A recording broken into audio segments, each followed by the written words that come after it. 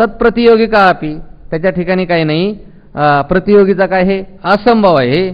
आणि असंभव असल्यामुळं जो असतरूप प्रतियोगी आहे त्या प्रतियोगीचा काय नाही म्हणतात, त्या ठिकाणी भेद हा अपि नास्ति, त्या ठिकाणी काही नाही, विजातीय भेद सुद्धा नाही. हे काय करतात तर पुढे सांगतात. एकमेवा द्वितीयं सत्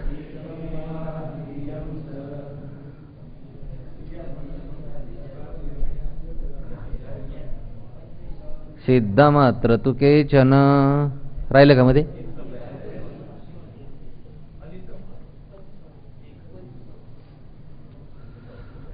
विजातीयमसत्तत्तु न खल्वस्तीति गम्यते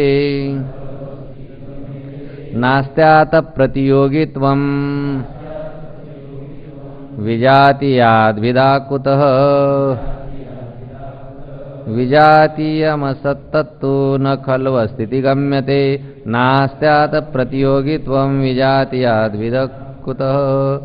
विजातीयम असत्तत्तु न खलु अस्ति इति गम्यते न अस्य अतः प्रतियोगित्वं विजातीयात् विदा कुतः. विजातीयात् असत्तत्तु अस्ति इति खलु न गम्यते अतः अस्य प्रतियोगित्वं न विजातीयात् विदा कुतः. विजातीयम असत्तत्तु अस्ति इति खलु न गम्यते. सत आणि त्या सतचं जे विजातीय कोण असत ते जर असतं तर काय झालं असतं म्हणतात, सतचं विजातीय जे असत ते जर असतं तर असतं म्हणजे आहे, असते म्हणजे काय आहे. इति खलु न गम्यते, अस्ति इति खलु न गम्यते, ते आहे असं कधीच वाटत नाही. त्याच्याहून विजातीय सत्वून विजातीय काही जर असतं तर ते आहे. इति खलु न गम्यते, ते आहे असं कधीच वाटत नाही. आता अशा प्रतियोगित्वम न, म्हणून याच्या ठिकाणी म्हणजे कोणाच्या ठिकाणी, म्हणून जे असत आहे ते सतच्या ठिकाणी म्हणजे सतचं प्रतियोगी काय होत नाही. विजातीयात विदाकुता, आणि मग तो विजातीय आहे आणि त्या विजातीयामुळे सतच्या ठिकाणी भेद तरी कुठून निर्माण होणार. म्हणजे सतचं विजातीय दुसरं काही नाही म्हणून त्याच्या ठिकाणी काय होत नाही, विजातीय भेद सुद्धा काय होत नाही तर उत्पन्न होत नाही. सिद्ध अर्थकू काय फलितम अर्थम, फलितम आह, फलित आह म्हणजे जो सिद्ध अर्थ आहे त्या सिद्ध अर्थालाच काय केलं जातं, सांगितलं जातं. म्हणजे श्रुतीनं काय केलेलं आहे, जे पाठीमागं सांगितलं एकमेवा द्वितीयम ब्रह्म, त्याचा जो सिद्धार्थ तो सिद्धार्थ काय केला जातो पुढे सांगितला जातो. पुढच्या श्लोकामध्ये एकमेवा द्वितीयम सत् सिद्धमत्र तु केचन विह्वलास देवेदं पुरासीदित्यवर्णयन्. एकमेवा द्वितीयं सत् सिद्धमत्र तु केचन विह्वलास देवेदं पुरासीदित्यवर्णयन्. एक एव अद्वितीयं सत् सिद्धम अत्र तु केचन विह्वला असत् एव इदं पुरा आसीत् इति अवर्णयन्. एकम एव अद्वितीयं सत् सिद्धम अत्र तु विह्वला केचन असत् एव इदं पुरा आसीत् इति अवर्णयन्. एकम एव अद्वितीयं सत् सिद्धम, याप्रमाणे काय झालं म्हणतात, ब्रह्म कसं आहे त्याच्या ठिकाणी स्वगत भेद नाही, सजातीय भेद नाही, विजातीय भेद नाही. याप्रमाणे ते जे ब्रह्म आहे ते ब्रह्म कसं आहे तर स्वगत सजातीय विजातीय या त्रिविध भेदानी रहित असं आहे. हे काय झालं सिद्धम, हे सिद्ध झालं. पण जरी सिद्ध झालं तरी सुद्धा काही लोक मात्र असे आहेत, तार्किक लोक असे आहेत, अत्र तू विवला केचन, काही जे तार्किक आहेत ते काय करतात म्हणतात विवला, हा विवल होऊन असत एव इदम पुरा आसीत, इदम पुरा असत एव आसीत. पूर्वी काय होतं, हे असतच होतं, इति अवर्णयन, असं त्याचं काय केलेलं आहे, वर्णन केलेलं आहे. असं काय करतात ते सांगतात. म्हणजे श्रुतीमध्ये काही ठिकाणी असंही वर्णन केलेलं आहे की सृष्टीच्या पूर्वी काय होतं, हे असत होतं, असंही त्याचं वर्णन केलेलं आहे. असं काही तार्किक लोक काय करतात तर सांगतात.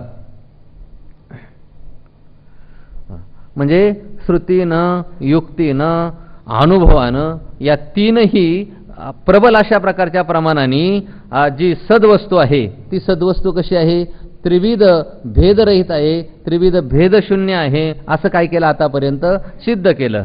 पण तरीसुद्धा काही बौद्ध मतानुयायी जे माध्यमिक जे शून्यवादाचे प्रवर्तक, सर्वम शून्य शून्य सांगणारे, त्याचं प्रतिपादन करणारे, ते काय करतात, ही जी वेदाची वाक्य आहेत, वेदांताची वाक्य आहेत, त्याचा तिरस्कार करतात, त्याचा काय करतात, अव्हेर करतात. आणि म्हणून त्यांची बुद्धी काय होते तर विह्वला, व्याकुळ अशा प्रकारची त्यांची बुद्धी होते. आणि मग ते काय म्हणतात, सृष्टीच्या पूर्वी काय होतं, असत होतं, असंही काय केलेलं आहे, वर्णन केलेलं आहे. असं काय करतात ते सांगतात. आता ते कसं सांगतात तर ते विह्वलत्वे दृष्टांतम आहो, त्यांच्या ते विह्वल कसे होतात ते काय केलं जातं तर दृष्टांताने सांगितलं जातं. तथा मग्नस्येती, पुढच्या श्लोकामध्ये मग्नशाब्दो यथाक्षानी विह्वलानि तथाश्यधी अखंडैकरसं श्रुत्वा निष्प्रचारा विवेत्यतः. मग्नशाब्दो यथाक्षानी विह्वलानि तथाश्यधी अखंडैकरसं श्रुत्वा निष्प्रचारा विवेत्यतः. मग्नश्य अब्दो यथा अक्षानि विह्वलानि तथाश्यदीहि अखंडैकरसं श्रुत्वा निष्प्रचाराः विवेति अतः. अब्दो मग्नश्य अक्षानि यथा विह्वलानि तथाश्यदीहि अखंडैकरसं श्रुत्वा निप्रचाराः. इथे निप्रचार आहे, काही ठिकाणी निष्प्रचार आहे, त्याचाच काय होतं, श होतो. निष्प्रचाराः अतः विवेति. अब्धो मग्नश्य, अब्धी म्हणजे समुद्र. एखादा मनुष्य समुद्रामध्ये काय झाला, बुडाला, आणि मग समुद्रामध्ये बुडाल्याच्या नंतर अक्षानी म्हणजे त्याची जी इंद्रिय आहेत ती इंद्रिय यथा विह्वलानि, ज्याप्रमाणे काय होतात, व्याकुळ होतात. समुद्रामध्ये खोल बुडवलं एखाद्या माणसाला म्हणजे काय होतं, फार आनंद वाटतो त्याला, बाहेर येण्याचा तो काय करतो, प्रयत्न करतो, त्याची इंद्रिय व्याकुळ होतात. त्याप्रमाणे तथा अश्यदीही, याची बुद्धी, याची म्हणजे कोणाची, हा जो शून्यवादी बौद्धाचा शिष्य माध्यमिक आहे त्या माध्यमिकाची बुद्धी काय होते म्हणतात, अखंडैकरसं श्रुत्वा, ते ब्रह्म कसं आहे, अखंड आहे, एकरस आहे, असं जे वर्णन केलेलं आहे ते वर्णन श्रुत्वा, ऐकून, ते वर्णन ऐकून निष्प्रचार ती काय होत असते, थांबून जाते, कुंठित होते. आणि मग आता विवेती, आणि म्हणून ती काय होत असते, घाबरते, खूप घाबरते त्याची ती बुद्धी. त्याला काय होत असते, या ब्रह्मवस्तूची भीती वाटत असते.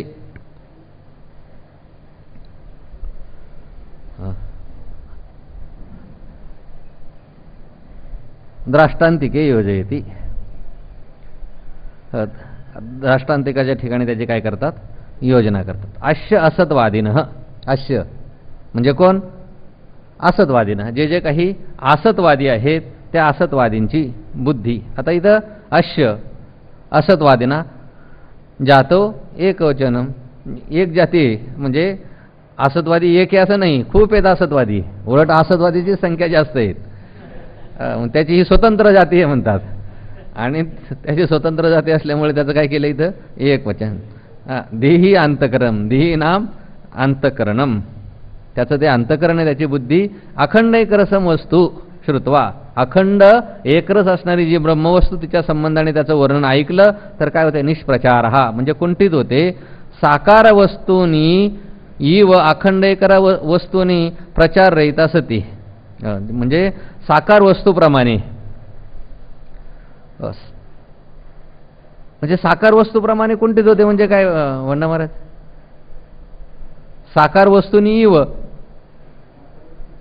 म्हणजे साकार वस्तू ही सुद्धा कशी आहे, सत्सद विलक्षण आहे असं मला वाटतं. नंतर काय तुम्ही सांगायचं तर तिच्या ठिकाणी सुद्धा काय होत असते, तिचं नेमकं कशा प्रकारचं वर्णन करायचं ही अशीचे म्हणून नेमके काही सांगता येत नाही, त्याप्रमाणे ही ब्रह्मवस्तू, त्या ब्रह्मवस्तूचं वर्णन ऐकल्याच्या नंतर त्या साकार वस्तूप्रमाणेच त्याची सुद्धा जी बुद्धी आहे ती बुद्धी काय होते म्हणतात, प्रचाररहिता म्हणजे प्रवृत्तीरहित, निष्प्रवृत्त अशा प्रकारची ती वस्तू होते.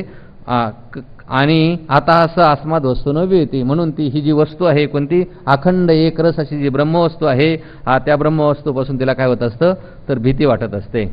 उक्तार्थे आचार्य संमती दर्शयते. तर या ठिकाणी ग्रंथकार सांगतात की हा जो अर्थ सांगितलेला आहे हा अर्थ मी माझ्या मनाने सांगत नाही, तर पाठीमागचा आचार्य सुद्धा काय याला प्रमाण आहे. म्हणून गौड पादादी जे काही आचार्य होऊन गेले त्या आचार्यांनीच काय केलेलं आहे, या जे असतवादी आहेत, जे शून्यवादी आहेत, त्यांना या श्रुतीवचनाचं काय वाटतं तर भय वाटतं. त्यांची संमती काय करतात या ठिकाणी दाखवतात.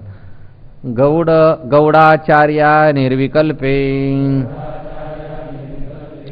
समाधावन्ययोगिनां साकार ब्रह्मनिष्ठानां मत्यन्तं भयमुचिरे गौडाचार्या निर्विकल्पे समाधावन्ययोगिनां साकार ब्रह्मनिष्ठानां मत्यन्तं भयमुचिरे.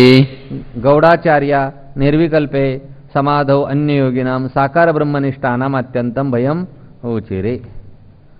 गौडाचार्य हा साकार ब्रह्मवस्तू साकार ब्रह्मनिष्ठानां अन्ययोगिनां निर्विकल्पे समाधौ अत्यंतं भयम उचिरे.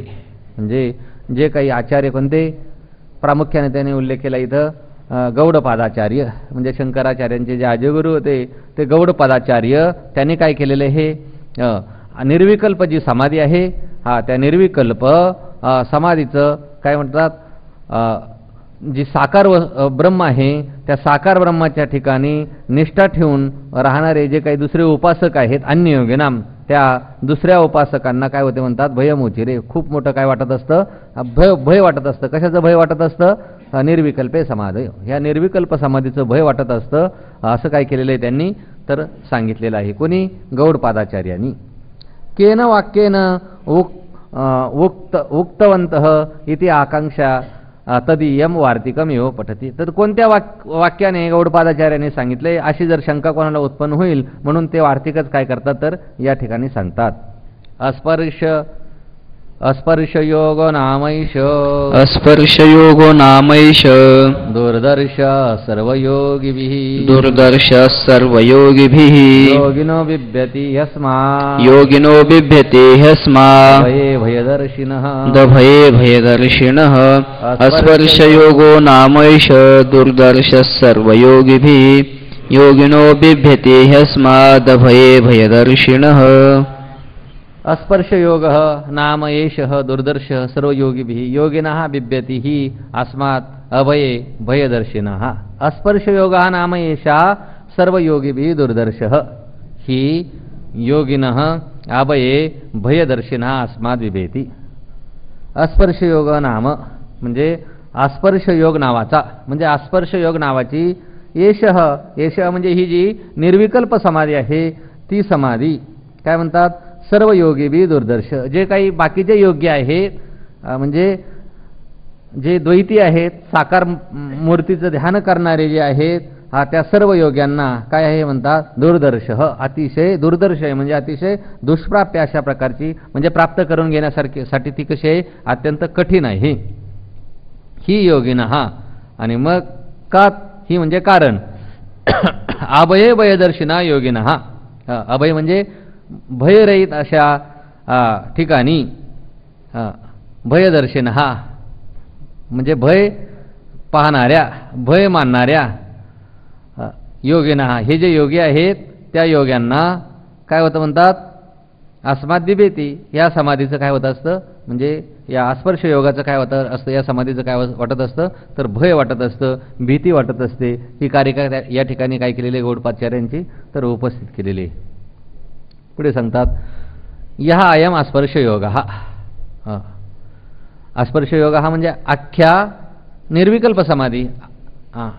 अस्पर्श योग म्हणजे काय तर निर्विकल्प समाधी म्हणजे ज्या ठिकाणी बुद्धीचा काय होत नाही, स्पर्श होत नाही. म्हणजे बुद्धीच्या आणि बुद्धीचे जे विषय आहेत त्या विषयाचा कुठल्याही प्रकारे त्या ठिकाणी संबंध नसतो. म्हणजे जे बुद्धीला विषय होत नाही म्हणून त्याला काय म्हटलं जातं, तर अस्पर्शयोग असं म्हटलं जातं. अशा प्रकारची ही जी निर्विकल्प समाधी.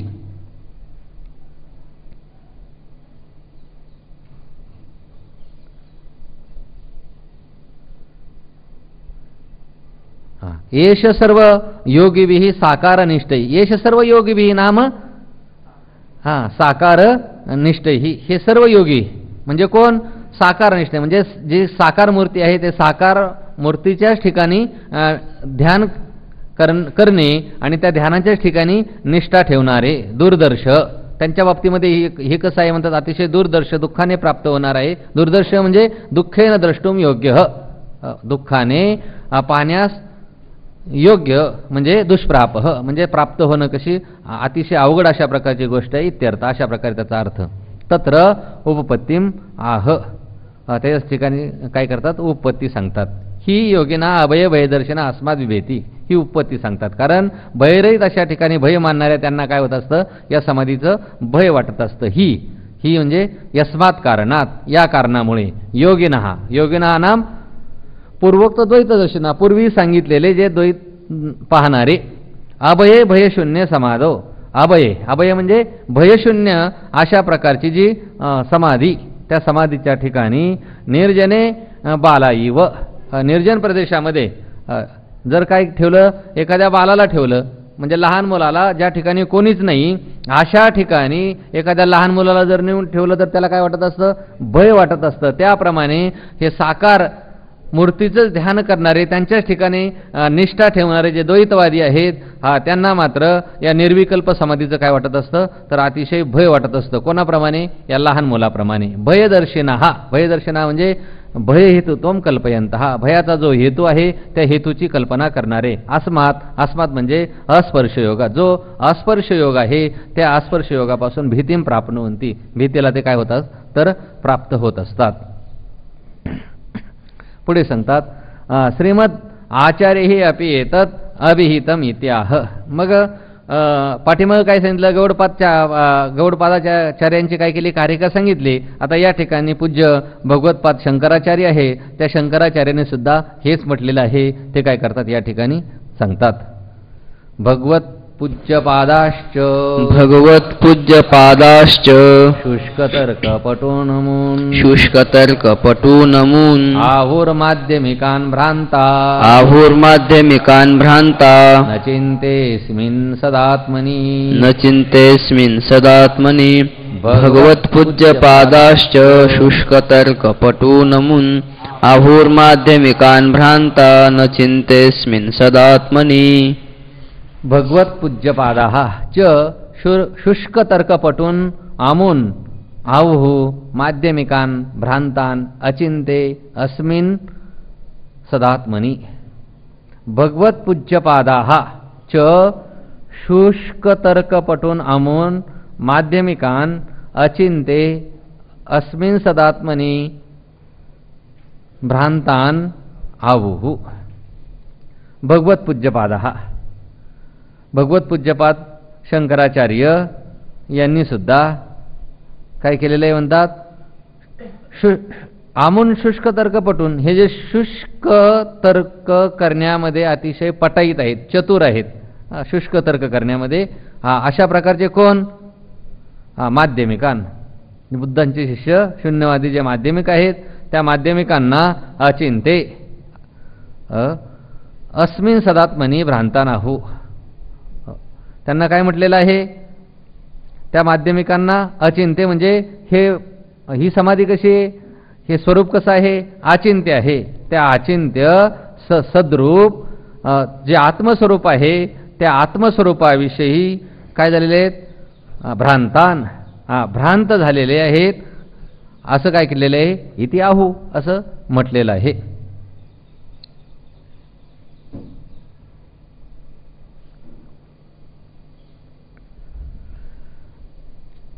तद वार्तिकम पटती. आणि कुठं म्हटलेलं आहे ते वार्तिकच काय करतात आता सांगतात, अनादृत्येती. अनादृत्य श्रुतिं मौर्ख्यात् अनादृत्य श्रुतिं मौर्ख्यात् दिमे बौद्धास्तमस्विनः दिमे बौद्धास्तमस्विनः आपेदिरे निरात्मत्व आपेदिरे निरात्मत्व मनुमानैकचक्षुषः मनुमानैकचक्षुषः अनादृत्य श्रुतिं मौर्ख्यात् दिमे बौद्धास्तमस्विनः आपेदिरे निरात्मत्व मनुमानैकचक्षुषः अनादृत्य श्रुतिं मौर्ख्यात् इमे बौद्धः तमस्विनः अपेदिरे निरात्मत्वम् अनुमानैकचक्षुषः. तमस्विना काय बरोबर आहे ना. तमस्विनः अनुमानैकचक्षुषा इमे बौद्धः मौर्ख्यात् श्रुतिम् अनादृत्य निरात्मत्वम् अपेदिरे. तमस्विनः तमस्विना म्हणजे जे अज्ञानी असे असणारे जे बुद्ध ते काय आहेत म्हणतात. अनुमानैक चक्षुषा मौर्ख्यात इमे बौद्धा अनुमानैक चक्षुषा मूर्खपणामुळे हे जे बुद्ध आहेत ते काय करतात. श्रुतिमानादृत्य श्रुतीचा काय करतात अनादर करतात आणि श्रुतीचा अनादर करून अनुमानैक चक्षुषा अनुमान हेच एक काय आहे प्रमाण आहे. तर काय हेच काय आहे एक केवळ प्रमाण आहे. त्या अनुमान प्रमाणानेच काय होतात ते काय म्हणतात श्रुतीचा अनादर करतात आणि श्रुतीचा अनादर करून ते काय होतात म्हणतात निरात्मत्व आपेदिरे. जे निरात्मत्व म्हणजे शून्यवाद आहे त्या शून्यवादाला ते काय होतात तर प्राप्त होतात. म्हणजे जे शून्यवादी आहेत केवळ तार्किक लोक आहेत ते काय करतात फक्त तर्काचाच आश्रय करतात आणि तर्काचा आश्रय करीत असल्यामुळे त्यांचा फारसा विचार करण्याची गरज नाही. वेदांती लोक त्यांना काय करतात त्यांचा तिरस्कार करतात तुच्छ समजतात त्यांच्या मताचा काय करत नाहीत फारसा विचार करत नाही. म्हणून इदानीम असत्वादम विकल्प्य दूषयती. या वेळेला काय आता काय करतात तो जो शून्यवाद आहे असत्वाद आहे त्या असत्ववादाचा विकल्प करून त्याला काय करतात तर दूषण देतात. शून्यमासीदिति ब्रूषे शून्यमासीदिति ब्रूषे सद्योगं वा सदात्मताम् सद्योगं वा सदात्मताम् शून्यशनतु तद्युक्त शून्यशनतु तद्युक्त वयं व्याहतत्वतः उभयं व्याहतत्वतः शून्यमासीदिति ब्रूषे सद्योगं वा सदात्मताम् शून्यशनतु तद्युक्तमुभयं व्याहतत्वतः. शून्यम आसीद इति ब्रूषे सद योगम वा सदात्मताम शून्यशनतु तद्युक्तम उभयम व्याहतत्वतः.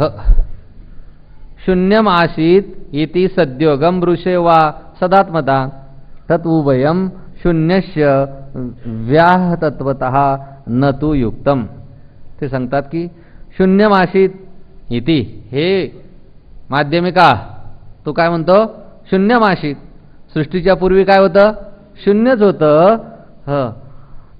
इति या वाक्याने सद्योगम ब्रूषे तू ते जे शून्य आहे त्या शून्याचा सद्योगम म्हणजे सत्तारूप जी जाती आहे त्या सत्तारूप जातीशी संबंध सांगतोस वा सदात्मताम किंवा त्यांचं जे सत्तारूप आहे ते सत्तारूप सांगतोस. काय सांगतोस नेमकं तत्वभयम शून्यस्य व्याहतत्वा. पण ते दोघंही काय या दोघांच्याही ठिकाणी या दोन्ही पक्षाच्या ठिकाणी कोणता दोष येतो म्हणतात व्याघात अशा प्रकारचा दोष येतो. म्हणून हे दोन्ही पक्ष न तु युक्तम हे दोन्ही पक्ष काय तर त्या ठिकाणी संभवत नाही. शून्यम आसीत इति अनेन वाक्येन शून्यस्य सत्ता जातीय योगम वा सद्रूपताम वा ब्रूषे इति विकल्पार्थः तदुभयम सत्ता संबंध सद्रूपत्व लक्षणम शून्यस्य व्याहतत्वात् न युज्यते इत्यर्थ. शून्यमाशीत सृष्टीच्या पूर्वी काय होतं शून्य होतं असं इति अनेन वाक्येनं या प्रकारच्या वाक्याने शून्यस्य जे शून्य आहे त्या शून्याचा सजातीय योगम त्या सत्तारूप सत्तारूप जातीशी काय करतो, तू त्यात संबंध सांगतो वा सद्रूपतामृषे किंवा त्याच्या ठिकाणी सद्रूपता सांगतोस, असा काय केलेला आहे, विकल्प केलेला आहे. आणि विकल्प करून तद उभयम सत्ता संबंधम, ते दोन्हीही काय होतं म्हणतात, सत्ता संबंधम सद्रूप लक्षणत्वम, म्हणजे सत्तेचा संबंध आणि सद्रूपता रूप जे पक्ष आहे ते दोन्ही या ठिकाणी काय होत नाही, तर सिद्ध होत नाही. का नाही, तर शून्यस्य व्याहतत्वात न युज्यते इत्यर्थ. त्याच्या ठिकाणी व्याघात अशा प्रकारचा दोष येतो, म्हणून ते दोन्ही काय होत नाहीत, तर सिद्ध होत नाहीत. म्हणजे सांगण्याचं तात्पर्य काय, तर शून्य होतं हे जे वाक्य आहे, म्हणजे सृष्टीच्या पूर्वी काय असत होतं, शून्य होतं असं जे तू म्हणतोस, मग त्या वाक्यामध्ये होते हे क्रियापद आहे. मग होते म्हणजे आशित, मग त्या क्रियेतील जो अस धातू आहे, मग त्या अस धातूचा अर्थ काय, असणे अशा प्रकारचा अर्थ आहे. मग त्याचं केवळ त्या ठिकाणी काय केलेलं आहे, अस्तित्व त्या धातूनं काय केलेलं आहे, दाखवलेलं आहे. पण शून्य म्हणजे काय, शून्य म्हणजे काहीच नाही. मग शून्य म्हणजे काहीच नाही हे म्हणणं म्हणजे काय, शून्य होतं पूर्वी, काय होतं तिथं, शून्य होतं, हे असं म्हणणं म्हणजे काय,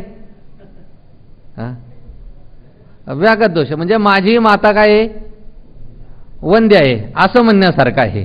म्हणजे या ठिकाणी जसा व्याघात दोष येतो त्याप्रमाणे जे नाही ते कसं असेल, जे नव्हतंच ते कसं असू शकेल. तात्पर्य काय, सत्ता आणि असत्ता यांचा जो संबंध आहे तो कधीही संबंध घडणं शक्य नाही.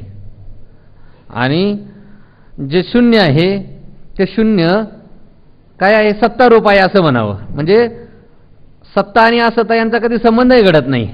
आणि ते शून्य आहे, ते शून्य कसं आहे, सत्तारूप आहे, दुसरा पक्ष सांगतात. असं जर म्हणावं तरी सुद्धा तो तुझा वरती जो सांगितलेला दोष आहे तो दोष याही ठिकाणी काय होत असतो, प्राप्त होत असतं. कारण शून्य जर सत्तारूप झालं तर त्या शून्याला काय राहत नाही, शून्यतच राहत नाही. ज्यावेळेला शून्य सत्तारूप होईल त्यावेळेला शून्याच्या ठिकाणी शून्यत्वाचाच काय होतो, अभाव होतो, शून्यत्वाचाच काय होतो, नाश होतो. म्हणून दोन्ही प्रकारे कोणत्याही दृष्टीने जरी विचार केला तरी सुद्धा तू जे म्हणतो शून्यम आशित, हे जे तुझं वाक्य आहे ते वाक्य कसं आहे, तर युक्तिशून्य आहे. कारण पुढे सांगणारच आहेत, कारण त्याला अधिष्ठान कसं असावं लागतं, सत असावं लागतं. शून्य सिद्धांत बोधू कवने सत्ता होय सिद्धू, म्हणून त्याचा काय होत नाही, तर त्याची सिद्धी होत नाही. व्याहतत्वम एव दृष्टांतपूर्वकम दृढयती. आणि मग हा व्याघात दोष कसा येतो तेच काय करतात, दृष्टांतपूर्वक त्याचं काय करतात, दृढीकरण करतात, सांगतात.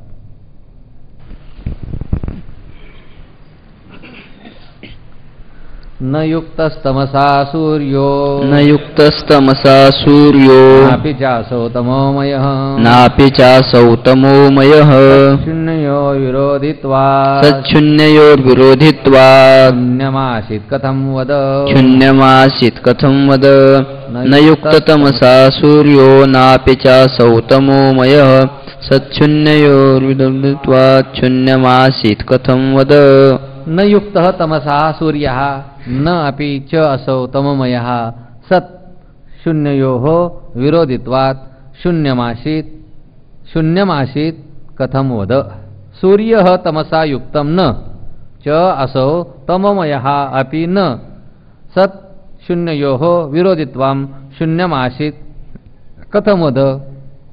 तर सूर्य तमसा युक्तं न, सूर्य हा तमस म्हणजे अंधकाराने कधी युक्त होत नाही. असो तममय अपि न, आणि त्याचप्रमाणे हा जो सूर्य आहे तो तमरूप सुद्धा नसतो, म्हणजे अंधकाराने तो युक्तही होत नाही आणि अंधकारमय सुद्धा तो सूर्य नाही. न शून्य न सत्शून्य विरोधित्वात. आणि मग सूर्य आणि अंधकार याप्रमाणे त्यांच्या ठिकाणी काय नाही, विरोधही नाही. म्हणजे सत आणि शून्य यांच्यामध्ये काही नाही म्हणतात विरोध. हा विरोध आहे. हा विरोध असल्यामुळे सत शून्य विरोध येतात. विरोध असल्यामुळे शून्यमासीत कथम वद. मग शून्य पूर्वी काय होतं? शून्य होतं असं कसं म्हणतोस तू? सूर्य आणि अंधकार याच्या दृष्टांताप्रमाणे सांगितले एकमेकाच्या काय आहेत? हे विरोधी पदार्थ आहेत. म्हणजे ज्या ठिकाणी सूर्य असतं त्या ठिकाणी अंधकार नसतो. सूर्य अंधकारमय होत नाही. सूर्याला अंधार दिसत नाही. सूर्याच्या पुढे अंधकार राहू शकत नाही. त्याप्रमाणे तू जे म्हणतोस की पूर्वी काय होतं? शून्य होतं. तर पूर्वी काय होतं? फक्त सत होतं. आणि सत असल्यामुळे सतच्या ठिकाणी काय राहू शकत? असत असणारं जे शून्य आहे ते शून्य सुद्धा काय होत नाही? राहू शकत नाही. ननु भवनमते काय वेदादीनाम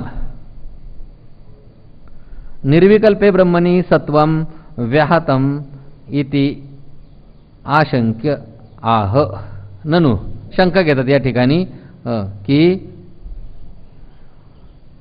असे जर आहे तर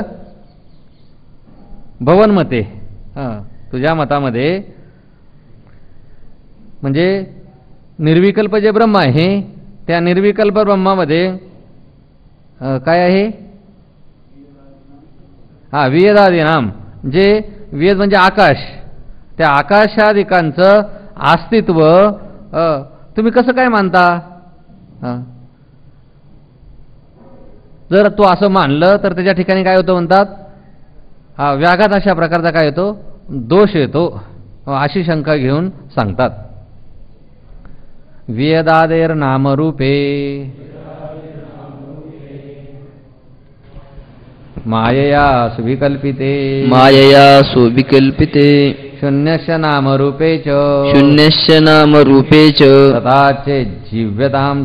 तथा चेज्जीव्यतां चिरम् वेदादिर्नामरूपे मायया सुविकल्पिते शून्यस्य नामरूपे च तथा चेज्जीव्यतां चिरम् वेदादेः नामरूपे मायया सुविकल्पिते शून्यस्य नामरूपे च तथा चेत् जिव्यतां चिरम्. वेदादेः नामरूपे मायया सुविकल्पिते शून्यस्य नामरूपे च तथा चेत् चिरम जिव्यताम. वेदादेः नामरूपे. वेद म्हणजे आकाश. ते आकाश आहे.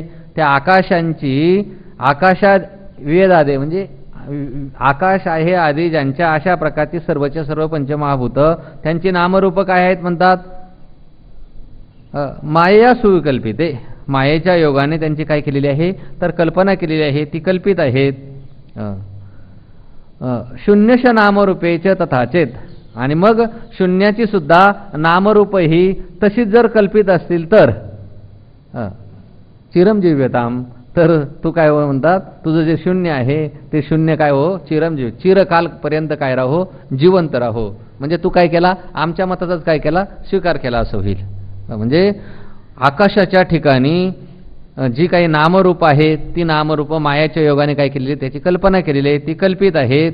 त्याप्रमाणे ही शून्य, त्या शून्याची ही जी नामरूप आहेत ती नामरूप सुद्धा कशी आहेत? तर कल्पित आहे. असं जर तू मानत असेल तर आमचं आणि तुमचं मत काय झालं? सारखं झालं. आमच्याच मताचा तू काय केला? अंगीकार केला. आणि मग तुझं जे शून्य आहे ते शून्य पुष्कळ काळपर्यंत जिवंत राहो. तरी शून्यशापी नामरूपे सद्वस्तूनी कल्पिते इति वदतो. तर मग शून्याची सुद्धा नामरूप सद्वस्तूनी सद्वस्तूच्या ठिकाणी काय म्हणतात? कल्पिते इति वदतो. ती कल्पित आहेत.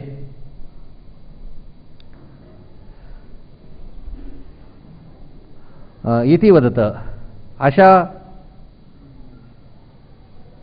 सांगणाऱ्या बौद्धस्यापि अपसिद्धांत इत्यपि प्रायेण. त्या बौद्धाचा काय होतं या ठिकाणी? अपसिद्धांत होतो. या अभिप्रायाने काय करतात? तर ते सांगतात. म्हणजे शून्य शून्य आणि त्या शून्याचं नाव आणि रूप हे सुद्धा जर कल्पित असेल तर मग मात्र आम्ही काय करत नाही? तुमचा निषेध करत नाही. आणि तुम्हाला काय करत नाही? आम्ही विरोधही करत नाही. कारण जे जे काही कल्पित वस्तू असते त्या कल्पित वस्तूच्या योगाने जे अधिष्ठान असतं त्या अधिष्ठानाच्या ठिकाणी कोणताही काय होत नाही, भेद होत नाही, अधिष्ठानाला कोणताही काय लागत नाही, तर दोष लागत नाही. तात्पर्य काय, जर कल्पित स्वीकारलं, हे शून्याची नामरूप सुद्धा काय केली, जर कल्पित स्वीकारलं तर तुमचा मात्र सिद्धांत काय होतो, बाधित होतो. तुमचा सिद्धांत तो काय होत असतो, अपसिद्धांत होतो. आणि मग तुम्ही काय केलं, आमच्याच मताचा काय केला, अंगीकार केला, स्वीकार केल्यासारखं काय होतं. आणि जर तुम्ही आमच्या मताचा अंगीकार केला, आमच्या मताचा स्वीकार केला, तर ही गोष्ट कशी आहे, आम्हाला इष्टच आहे. ननु तरी शून्यस्यैव सद्वस्तुना अपि नामरूपे कल्पिते एवं अंगीकर्तव्ये भवन्मते वास्तव नामरूपयोः अभाव इति शंकते. शंका उपस्थित केली या ठिकाणी. तर ते सांगतात ननु शून्यस्यैव म्हणजे शून्याप्रमाणे सद्वस्तुना अपि असद्वस्तूच्या ठिकाणी सुद्धा नामरूपे कल्पिते, नाम आणि रूप हे काय हे कल्पित आहेत. एवं अंगीकर्तव्य अशा प्रकारचा जर अंगीकार केला, अंगीकार केला पाहिजे भवन्मते. कारण तुमच्या मतामध्ये म्हणजे तुमच्या अद्वैत मतामध्ये काय केलेलं आहे, वास्तवयोर नामरूपयो अभाव इति शंकते. वास्तव अद्वैत मतामध्ये काय वास्तव स्वरूपाच्या ठिकाणी नामरूपाचा काय आहे, तर अभाव आहे. अशा प्रकारची काय केलेली आहे, इथे असा अभिप्राय मनामध्ये धरून या ठिकाणी काय केलेले, तर शंका केलेली आहे. सतोपि नामरूपे द्वे कल्पिते चेत तदावद कुत्रे. सतो राहिले काय ह्याच्यातलं, सतोपि नामरूपे द्वे कल्पिते चेत्तदावद कल्पिते चेत्तदावद पुत्रेति निरधिष्ठानो पुत्रेति निरधिष्ठानो न भ्रम क्वचिदीक्षते न भ्रमः क्वचिदीक्षते सतोऽपि नामरूपे द्वे कल्पिते चेत्तदावद कुत्रेति निरधिष्ठानो न भ्रमः क्वचिदीक्षते. सतः अपि नामरूपे द्वे कल्पिते चेत्तदावद कुत्र इति निरधिष्ठानः न भ्रमः क्वचित ईक्षते. सतः अपि नामरूपे द्वे कल्पिते चेत तदा कुत्र इति वद. निरधिष्ठानः भ्रमः क्वचित न ईक्षते. सतः अपि नामरूपे द्वे कल्पिते चेत. सतः म्हणजे सद्वस्तू जी आहे त्या सद्वस्तूची ही नाम रूपे, नाम आणि रूप द्वे कल्पिते हे दोन्हीही काय आहेत, कल्पित आहेत. इति चेत असं जर तू म्हणत असशील तर तदा कुत्र इति वद, तर ती जी नामरूप आहेत ती कुठं आहेत, कुठं आहेत म्हणजे कोणत्या अधिष्ठानाच्या ठिकाणी आहे, कल्पित आहेत, ते तू काय कर, आम्हाला काय कर, इति वद असं आम्हाला सांग. कारण निरधिष्ठान हा भ्रम क्वचित न ईक्षते, कारण अधिष्ठानाशिवाय कोठेही भ्रम झालेला दिसत नाही. ज्या ज्या ठिकाणी भ्रम होतो त्या भ्रमाचं अधिष्ठान काय असावं लागतं, सत्य असावं लागतं. अधिष्ठान असल्याशिवाय कधी काय होत नाही, तर भ्रम होत नाही. सतः अपि नामरूपे द्वे विकल्पा सहत्वाद्वयम् एव पक्ष एव अनुपपन्नः. म्हणजे हा पूर्वपक्ष विकल्पा सहत्वाद्वयम म्हणजे विकल्पाच्या काय